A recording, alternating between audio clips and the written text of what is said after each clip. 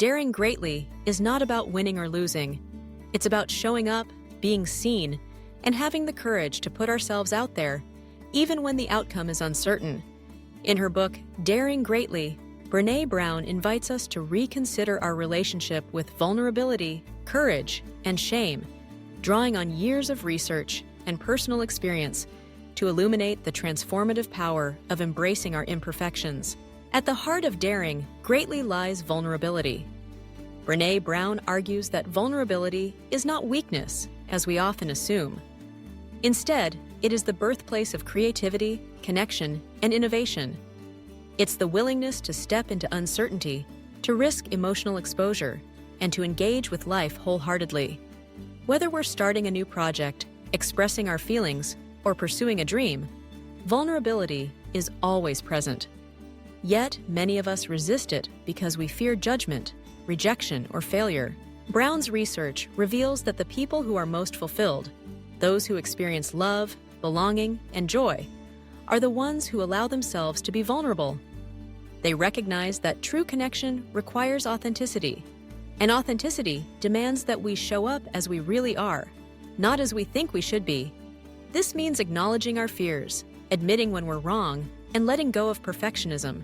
Shame, Brown explains, is the biggest barrier to daring greatly. Shame tells us that we are not good enough, that we don't deserve connection or success. It thrives in secrecy and silence, convincing us to hide our flaws and mistakes. But the antidote to shame is empathy, the ability to listen, to understand, and to share our own stories. When we speak our truth and find compassion from others, shame loses its grip. We realize that we are not alone in our struggles, and that our imperfections are part of what makes us human. Daring greatly is about cultivating a sense of worthiness. It's about believing that we are enough just as we are. Brown introduces the concept of wholeheartedness, the ability to engage with life from a place of worthiness rather than fear. Wholehearted people set boundaries, practice gratitude, and resist the urge to compare themselves to others. They understand that vulnerability is not a one-time act, but a daily practice of opening up, taking risks, and embracing uncertainty. In our families, daring greatly means creating environments where children and adults feel safe to express themselves.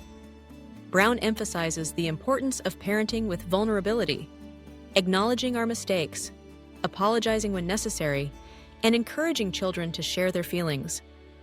When we model vulnerability, we teach our children that it's okay to be imperfect, that mistakes are opportunities for growth, and that love is not conditional. In the workplace, daring greatly is about fostering cultures of trust and belonging. Brown's research shows that organizations thrive when leaders are willing to be vulnerable, admitting when they don't have all the answers, asking for help, and inviting feedback. When employees feel safe to share ideas, take risks, and voice concerns, innovation flourishes. Conversely, workplaces that punish vulnerability breed fear, disengagement, and a lack of creativity. One of the most powerful ideas from Daring Greatly is the notion of the arena. Brown borrows from Theodore Roosevelt's famous speech, which praises those who strive valiantly, who err and come up short again and again, but who spend themselves in a worthy cause. The arena is any space where we put ourselves on the line, where our actions expose us to criticism or failure.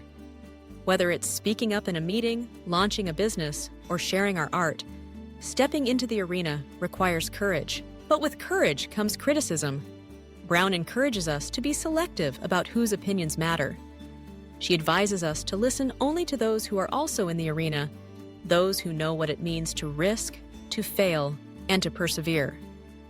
The voices of cynics and spectators, those who judge from the sidelines, should not determine our self-worth. To dare greatly is to redefine success. Instead of measuring our value by outcomes or achievements, Brown urges us to measure it by our willingness to show up, to be seen, and to try, regardless of the result. She reminds us that failure is not a reflection of our worth, but a natural part of growth. The most meaningful accomplishments often come from our willingness to embrace discomfort, to learn from mistakes, and to persist in the face of uncertainty. Daring greatly is also about practicing resilience. Brown suggests that we build resilience by cultivating self-compassion, staying curious about our emotions, and reaching out for support when we need it. She encourages us to notice when shame or fear arises and to respond with kindness and understanding rather than self-criticism. By doing so, we develop the strength to keep going, even when the path is difficult. Another key message in Daring Greatly is the importance of gratitude and joy. Brown's research highlights that joy is not a constant state, but a fleeting moment that we can savor. Gratitude allows us to recognize those moments, to appreciate what we have, and to find meaning in everyday experiences. When we practice gratitude, we shift our focus from what's missing to what's present, creating space for joy to flourish. Brown also explores the role of vulnerability in leadership. She argues that the best leaders are those who create cultures of openness, where people feel valued and heard. Vulnerable leaders ask questions, admit mistakes, and model authenticity. They foster environments where innovation and creativity thrive because people feel safe to take risks. Ultimately, Daring Greatly is a call to live bravely. It's an invitation to stop waiting until we're perfect or certain, and to start engaging with life as it is. Brown challenges us to let go of our armor, to trust that we are worthy of love and belonging, and to pursue our goals with courage and heart. The journey toward daring greatly is not easy. It requires us to confront fear, shame, and uncertainty. But as Brown reminds us, the reward is a life rich in connection, meaning, and fulfillment. When we dare greatly, we open ourselves to possibility. We discover that our vulnerability is not a liability, but our greatest strength. So, whether you're seeking deeper relationships, striving for professional success, or simply hoping to live more authentically, dare greatly. Show up, be seen, and embrace the messiness of life.